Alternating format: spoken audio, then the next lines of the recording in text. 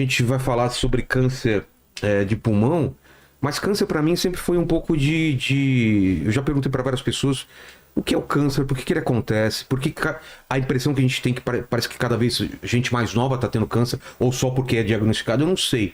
O que é o câncer, como ele acontece, é passado de pai para filho, de mãe para filho, e está acontecendo cada vez mais e em gente mais jovem, ou é só uma impressão? Quem começa? E aí, para o ímpar? Começa, Gustavo. Então vamos lá. Os mais velhos. Isso, Gustavo. Então tá bom. Bom, o câncer é um crescimento desordenado de células anormais que por algum erro no seu material genético ou acumulado por várias mutações adquiridas com exposição ao cigarro, à poluição, a agentes carcinógenos do trabalho, essas células em algum momento perdem o controle da sua replicação normal e começam a se multiplicar desordenadamente e, mais do que isso, a corromper a arquitetura do órgão onde ela se instala, a invadir outros órgãos, a disseminar outras células tumorais através de corrente sanguínea, linfáticos, e isso, claro, impondo um prejuízo não só da função daquele órgão onde ela se originou, mas daqueles outros onde essas células eventualmente podem se instalar na forma de metástases. Isso é o câncer de uma forma simplificada. Quer dizer que no nosso organismo tem uma informação para as células se multiplicarem, mas não desse jeito. É isso? Para ela parar em algum ponto? Normalmente, quando você tem no crescimento embrionário, as células têm uma propriedade que é chamada de inibição de contato. Tá. Então, você está formando o nariz do embrião. Quando uma célula toca na outra, ela para de se multiplicar. Isso é o normal. Isso é o normal, por isso que nós temos formas harmoniosas. Não é? Na célula tumoral isso não acontece. Você tem a desregulação genética, a qual o Gustavo se referiu, e essas células não têm essa inibição de contato. Então, você pega uma placa com um meio de cultura e você põe células normais, elas crescem e formam uma camada. Sei. Uma vai encostando na outra, vai parando. A célula tumoral não, ela se empilha, ela bate na outra e passa por cima, vai pelo lado, e é por isso que infiltra os vasos sanguíneos. E aí acaba caindo na circulação e vai se instalar em outros órgãos, que é a metástase. E esse gatilho para ela não parar é o quê? É externo, é interno? Falou de coisas externas, né? Sim, normalmente, né? Existem várias influências genéticas que podem ser tanto ambientais quanto próprias do indivíduo ou herdadas, né? Mas essas alterações, elas são em genes ou que regulam a multiplicação ou que determinariam a morte programada daquela célula. Toda célula, assim como tem uma instrução para nascer, tem uma instrução para morrer. Existe a programação da morte celular e muitas vezes as células perdem isso. E mais do que isso, elas começam a induzir a formação de novos vasos para alimentar aquele tumor que está em crescimento. Elas também modificam a arquitetura do órgão em volta delas para ter mais sustentação, e elas também se alteram de uma maneira a serem menos reconhecidas pelo sistema imunológico, que de certa forma é uma das primeiras barreiras a conter uma célula anormal que expressa proteínas anormais ou que tem um comportamento anormal. Então elas não só garantem um ambiente de crescimento, invasão, como também elas enganam os nossos mecanismos próprios, nativos, para conter alguma proliferação anormal de célula tumoral.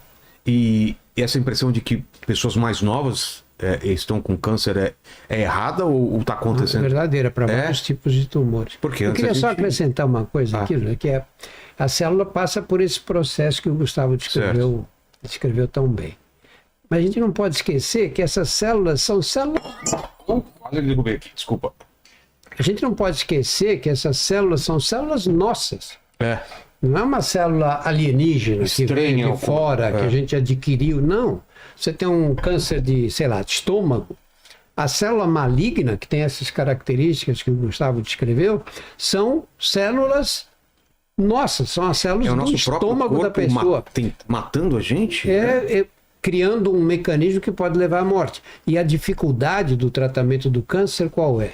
É de que você vai lutar contra suas células. E como você lutar contra as células certas, né? E não destruir as outras, não acabar com as outras. Exato. Né?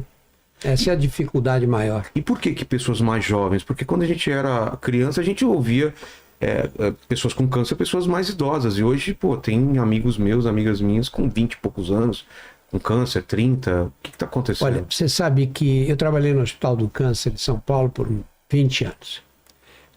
E eu lembro perfeitamente de um dia, o pessoal que fazia o ambulatório do serviço de câncer de mama, tinha uma paciente lá que tinha 30 anos com câncer de mama.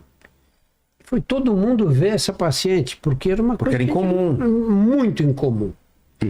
Hoje nós temos meninas de 20 e poucos anos com câncer de mama. Câncer de intestino, você não via em mulheres e homens com menos de 50 anos. Na verdade, era raríssimo. Agora você vê com 30 e poucos anos. Né? A gente não sabe muito bem explicar o que está acontecendo ainda. Por quê? Porque qual é a razão para você ter tumores cada vez em fases mais precoces da vida? Alimentação Né? pode Tem várias teorias. Tem várias teorias.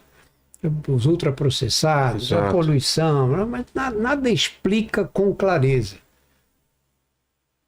Isso ainda é um campo aberto na medicina, não é? Ou nenhuma dessas explicações isoladamente responde a um problema tão Pode ser complexo. uma soma delas. Muito provavelmente a interação, ambiente, poluição, aditivos de ultraprocessados, algumas exposições no trabalho, tudo isso muitas vezes tem interação com alterações genéticas que a pessoa pode carregar e não serem suficientes sozinhas para desencadear o surgimento ou a perpetuação no tumor. Então, há uma interação de vários desses fatores complexos, mas sim, é uma tendência que vem sendo observada em diversos tipos de câncer, esse diagnóstico em idades mais precoces do que a gente via, por exemplo, 1 ou 2 décadas atrás. E se meu pai teve câncer, eu vou ter ou não? Eu tenho uma maior probabilidade de ter? Ou... Olha, em raros casos você tem herança genética, assim, direta, né? Você vê famílias, por exemplo, em que você tem uma incidência maior de câncer de próstata. Então, seu pai teve câncer de próstata, o seu risco é mais alto, teoricamente. O seu pai teve, o seu irmão também, aí o seu risco aumenta. Você tem mulheres, em geral, que desenvolvem câncer de mama em fases muito precoces, aos 30 e poucos anos. E nessas famílias você pode ter determinados genes que aumentam o risco de desenvolver a doença. O que não existe é uma genética previsível. Assim, a alteração genética aumenta a probabilidade. Não é como você tem pai com olhos castanhos e os 2 genes para olho castanho, a mãe também, você vai nascer de olho castanho e não tem escapatória.